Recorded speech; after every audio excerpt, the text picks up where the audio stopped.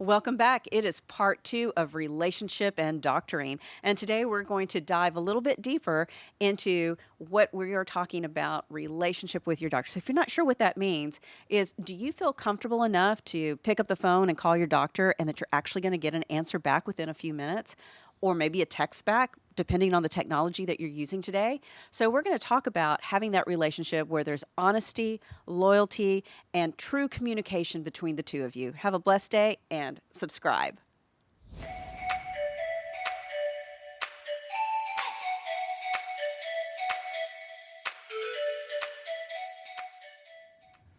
Welcome, everybody, to another edition of Everyday Health Hacker. I'm Mike Herzing, and this nice young lady next to me is the amazing Dr. Lisa Liao.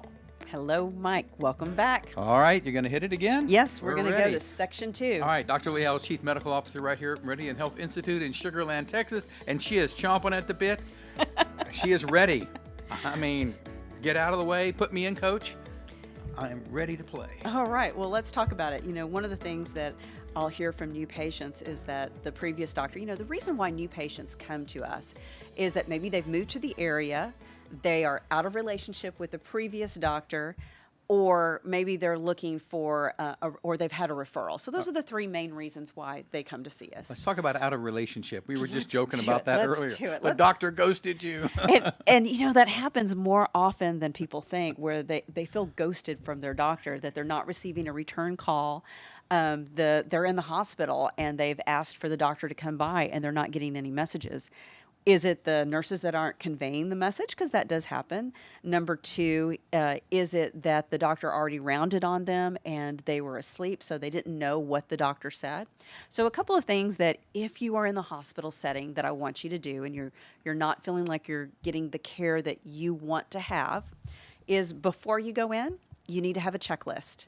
And if you don't know what that checklist is, I encourage, we're going to, actually, that's going to be another segment. What is Okay. the checklist before you go into the hospital? We'll get that as section 3. Check. So one of the things that we're going to do is that you're going to ask them, what pain medications are you going to do? How long should you be expected to be into the hospital? Should you have an advocate with you in your room, which may be a spouse, a loved one, somebody that's there to care for you while you're sleeping, because sleeping allows you to restore. Let's say that you've done the checklist, the doctor still hasn't come by, or maybe the doctor came by and his associate's on call that night and they're not returning the calls. So one of the first things that I always encourage everybody to know is know if the administrator, there is a 24-hour on-call administrator at every hospital, and that number is published. If you can't get a hold of them, one of the things that I've been known to do in the past is go to LinkedIn and send every administrator that is part of LinkedIn a message about there is a mutual patient and this is my concern. Granted, that is a private message. The patient's name is not in there. I have been known to do that, and that's how I'll have a CEO call me to say, I am so sorry, what can we do to help? That's a good CEO, and we appreciate them. Now, there's others that won't answer, so that's the person that will say, administrator's not talking, so let me go ahead and get involved as their primary care doctor, and we'll transfer them out of that hospital to somewhere else because they're not getting the care that they need. And there is a shortage of nurses. We understand that, but communication is key. The nurses have the phone number, the cell number to every one of those doctors. Their office line has the ability to go to an on hold and a transfer line. So there's no reason why you shouldn't be getting a return call.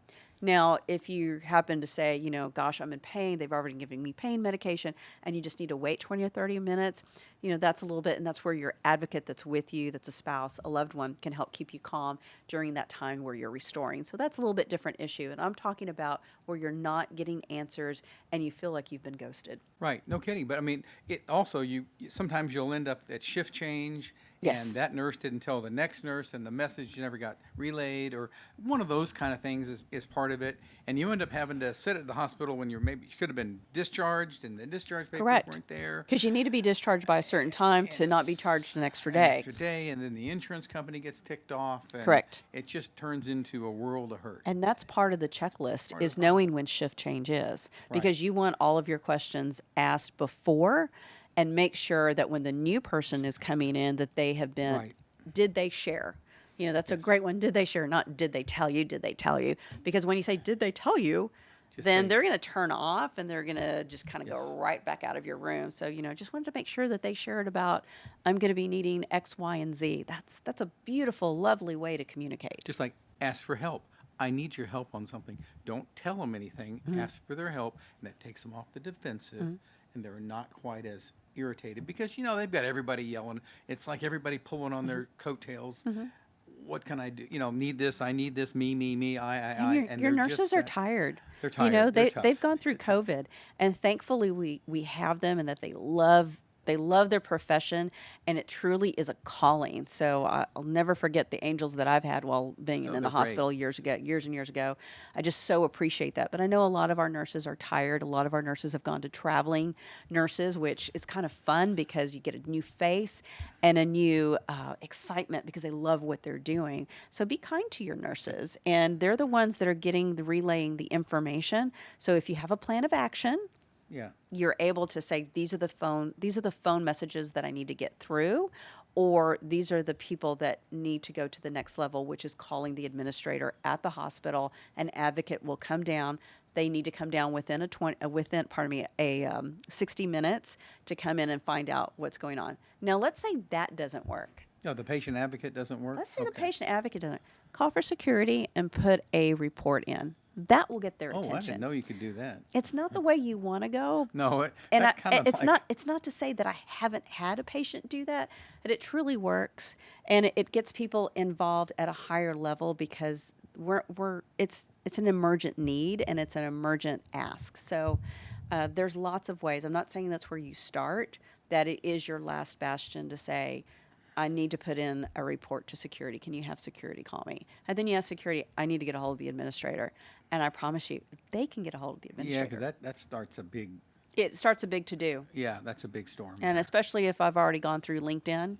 But it's wonderful how many CEOs and administrators, vice presidents have contacted us back, gotten the information, and took care of it. And we understand that doctors all have emergencies. They may have had to take a loved one to the hospital, but there's still somebody on call for them. And they are trained to do the right thing. Sure. And then So you let's never do- know when somebody comes into the ER and there's a shooting or this or that, and there's only so many doctors, and they got called in on something that was, I hate to say more important. Well, it's but more triage. urgent than It than is. you. It means that you're okay for right now, Right. but we do triage, and you are taught that in school. You're taught that through residency. Right. When we do major catastrophe drills here in our city, we go through that again. It's a constant learning process. And as new medications, new drugs, new services come about, we're also learning about all of those things too. In addition to our continued education that we have to keep for our license, for our board certifications. So I'm not touting that poor me. I am sharing with you that nurses and doctors and people in healthcare love what they do. They continue education because they're enjoying serving others. But some of them may have a bad day. They might be in a difficult chapter in their lives. And that's why in having good relationship, you might just want to ask the doctor, how are you doing today? Nobody else does. I love that my patients do ask me, and I'm so grateful that they do. And it's nice to be able to share, the great things about grandkids and the things we're excited about too. There you go. I have a question. You mentioned something earlier, even on the last second, about corporate doctoring. Corporate doctoring. What's the advantage or disadvantage of that So- when people, and a lot of people may not know about corporate doctoring. So when I was in medical school 30 years ago, corporate doctoring was a brand new two thing. when you were- It was a brand new thing.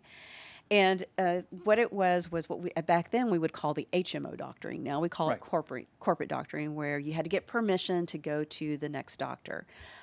Here in Texas, we've got Methodist, Baylor, we've got Scott and White, we have Kelsey Siebold. Out on the different coasts, we have different things. And a lot of times when people get out of school, it's really hard for them to afford to go into private practice. Yeah. We were already in debt, and then to take another debt may be very hard if you have a young family. So it's going into private practice is not for everyone. Going into corporate doctoring is usually where you have the support. They've already hired all your personnel. You just have to show up and doctor. You're an employee. You're an employee. However, you're going to have to do it on their terms, which means you have certain numbers. We call it KPI, which is key performance markers. So we all have that in running a business, but we also have to personalize what we do. That's why relationship for us is number one. And in corporate doctoring, sometimes you're going to feel like you're a number. Not all the time, but sometimes you are going to feel like a number. And so that may not be the right fit for you. If you're a young doctor that is listening to this and you're wanting to go to private practice, there are a lot of organizations out there that can help you to transition to do that. Yes, it's another check that you're going to have to write. It's a big difference between getting your education and getting your education to run business. So in corporate doctoring, there are going to be some rules. If you are in an HMO plan, you're going to have to go to your primary care to get to that next referral. So that's where, again, you can have a good relationship with that doctor in a short amount of time. That's where the doctor looks at you and has eye contact and is listening and getting you to a doctor that they feel comfortable themselves going to. What a concept. That I think is very important. In private practice, we know where we're choosing to send you for that referral. And if we're not willing to go ourselves, we're not going to send you. So I just thought of something encourage, funny, and I go started for to it. giggle about you being in corporate medicine. I started to laugh. It'd be a sitcom. This would be like something by Carol Burnett. It would be hilarious watching you in corporate You medicine. know, a person told me, and I If remember you could this manage a week. strongly because I was in kindergarten. In kindergarten, I already knew what college I was going to, and I knew I was going to medical school. So I was very driven. It was Christ-driven. And they said that, you don't like to take orders. And it's true, I don't like taking orders. However, I do like building a team. And Sure. that's very different. And in corporate medicine, you're going to take orders. In our culture, we're going to build a team, and everybody's going to have a voice. I understand. You just want your patients to be happy and well. And Yes, in optimal corporate health. medicine, you have happy, well, but also within a certain time limit. It's one problem at a time. Make an appointment for the next problem. Right. And I think there's so many problems that go together. And so what we have to do is put the picture together so that we can diagnose appropriately. And we're in practice. So practice means that we're better tomorrow than we were today because we're learning every single day. So that's the part of it. It's not necessarily a misdiagnosis.